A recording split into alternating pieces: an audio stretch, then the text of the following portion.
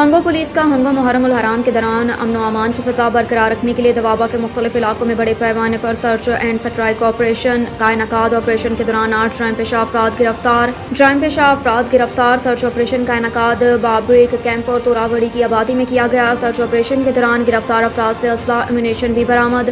District police officer Hangu Asif Bahadur کی خصوصی احکامات کے مطابق ہنگو ضلع بھر میں محرم الحرام کے دوران امن و امان کی صورتحال برقرار رکھنے اور انسداد جرائم کی خاطر ضلع بھر میں سرچ اینڈ سٹرائک آپریشنز کا سلسلہ مزید تیز کر دیا اور دوابہ کی حدود میں تلاشی آپریشنز کا سلسلہ مزید بڑھا دیا۔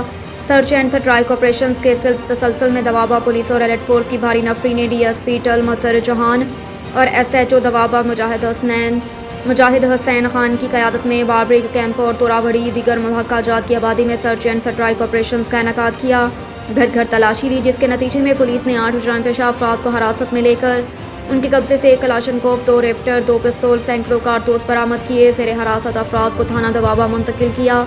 ڈی ایس پی ٹل مسر جہان اور ایس ایچ او دوابہ مجاہد حسین کی قیادت میں دیر تک جاری رہنے والے سرچ اینڈ سٹرائک آپریشن کی کارروائی میں گھر گھر تلاشی لی۔ آپریشن کی کارروائی میں پولیس اور ایلٹ فورس کی بھاری نفری نے حصہ لیا۔